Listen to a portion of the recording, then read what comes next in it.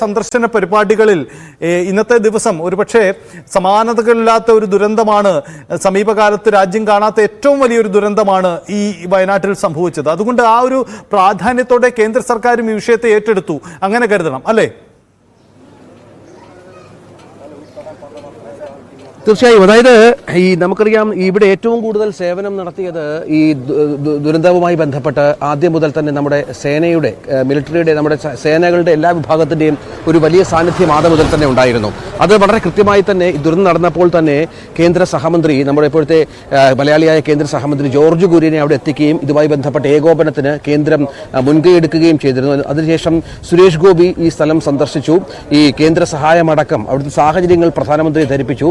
George Kurian ഇവിടുത്തെ വയനാട്ടിലെ സംഭവ വികാസങ്ങളുമായി ബന്ധപ്പെട്ട് കേന്ദ്ര ആഭ്യന്തര മന്ത്രാലയത്തിനടക്കം വളരെ കൃത്യമായ ഒരു റിപ്പോർട്ടും നൽകിയതും നമ്മൾ നേരത്തെ പറഞ്ഞിരുന്നു. ഇത്തരത്തിൽ വയനാട്ടിലെ സാഹചര്യം അതീവ ഗുരുതരമാണ്, അതീവ ഗൗരവതരമാണ് എന്ന കാര്യത്തിൽ കേന്ദ്രത്തെ ബോധ്യപ്പെടുത്താൻ സാധിച്ചിട്ടുണ്ട്.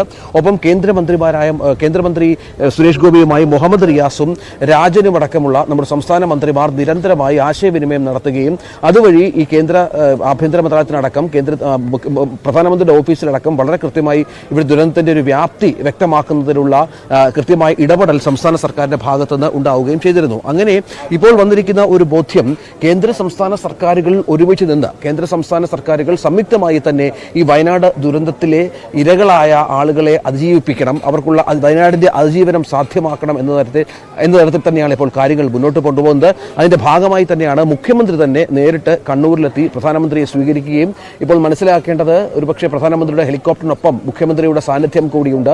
ഈ മുഖ്യമന്ത്രിയുടെ സാന്നിധ്യം ഉണ്ടെങ്കിൽ ദുരന്തബാധിത മേഖലകൾ ചൂണ്ടിക്കാണിക്കുക എന്ന പ്രധാന കർത്തവ്യം മുഖ്യമന്ത്രി ചെയ്യുന്നുണ്ട്.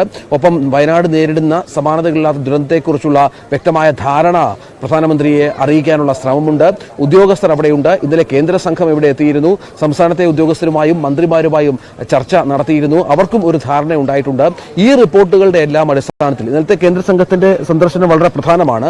ഡിസാസ്റ്റർ മാനേജ്മെന്റ് അതോറിറ്റി അടക്കമുള്ള ആളുകളുടെ ഒരു റിപ്പോർട്ട്, ഒരു വിലയിരുത്തൽ ഇതുമായി ബന്ധപ്പെട്ട് കേന്ദ്രത്തിന് നൽകിയിട്ടുണ്ട്. ഇതെല്ലാം അനുസരിച്ചുള്ള ഒരു ക്രോഡീകരണം ഒരുപക്ഷെ 1, 2, 3 ദിവസങ്ങൾക്കുള്ളിൽ ഉണ്ടായേക്കാം എന്നാണ് മനസ്സിലാക്കേണ്ടത്. അങ്ങനെ ഒരു ക്രോഡീകരണം ഉണ്ടായതിനു ശേഷമാകും ഏത് തരത്തിലുള്ള സഹായമാണ് കേന്ദ്രം പ്രഖ്യാപിക്കുക എന്ന കാര്യത്തിൽ ഒരു വ്യക്തത വരുന്നത്. അതിപ്പോൾ 2000 കോടി രൂപ എന്ന ആവശ്യം പ്രാഥമികമായാണ് കേരളം ഉന്നയിച്ചിരിക്കുന്നത്. അതിനുശേഷവും ധാരാളം പണം ആവശ്യമുണ്ട്. ഇപ്പോൾ തൽക്കാലം ഈ ദുരന്ത ബാധിതരുടെ പുനരധിവാസം, ഈ ഉരുൾപൊട്ടിയ മേഖലകളിൽ ഉണ്ടായ നാശനഷ്ടങ്ങൾ, അതിന്റെ ഒരു പ്രശ്നം അതൊന്ന് പരിഹരിക്കുക എന്ന കാര്യം, ഈ മേഖലകളെ തിരികെ പതിയെ സാധാരണ ജീവിതത്തിലേക്ക് കൊണ്ടുവരിക എന്നതിലുള്ള പ്രധാനപ്പെട്ട കാര്യം, അങ്ങനെ ഒരുപാട് കടമ്പകൾ ബാക്കിയാണ് വയനാട്. ഈ ടൗൺഷിപ്പ് അടക്കമുള്ള കാര്യങ്ങൾ സർക്കാർ ആസൂത്രണം ചെയ്യുന്നുണ്ട്. അതിന്റെ സ്ഥലം കണ്ടെത്തണം, അതുമായി ബന്ധപ്പെട്ട പഠനങ്ങൾ നടത്തണം. ഒപ്പം മറ്റൊരു പ്രധാന കാര്യം, കഴിഞ്ഞ ദിവസം കേന്ദ്ര സംഘം എന്ന് പറഞ്ഞതുപോലെ ഇത്തരം ദുരന്തങ്ങൾ ആവർത്തിക്കുന്നത് വയനാട്ടിൽ എന്തുകൊണ്ടാണ് എന്ന കാര്യത്തിൽ ഒരു പഠനം വേണം. അങ്ങനെയാണെങ്കിൽ ഈ ദുരന്ത ബാധിത മേഖലകൾ എന്ന് ഐഡന്റിഫൈ ചെയ്യുന്ന മേഖലകളിൽ നിന്നും സാധാരണക്കാരായ ജനങ്ങളെ, അവിടെ വസിക്കുന്ന ജനങ്ങളെ മാറ്റിപ്പാർപ്പിക്കണം. അങ്ങനെ ഒരുപാട് കടമകൾ സർക്കാരുകൾക്ക് ബാക്കിയുണ്ട് സജിത്ത്. അതിനുള്ള ശ്രമമാണ് ഇനി കേന്ദ്രവുമായി ചേർന്ന് നിന്നുകൊണ്ട് തോളോട് തോൾ ചേർന്ന് സംസ്ഥാനം ചെയ്യാൻ ഉദ്ദേശിക്കുന്നത്. അവിടെ ഒരു കോർഡിനേഷൻ സ്വാഭാവികമായും അക്കാര്യങ്ങളിൽ ഉണ്ടാകുമെന്ന് പ്രതീക്ഷിക്കാം. അതിനുള്ള ശ്രമത്തിലാണ് സംസ്ഥാനം എന്നാണ് കരുതേണ്ടത്.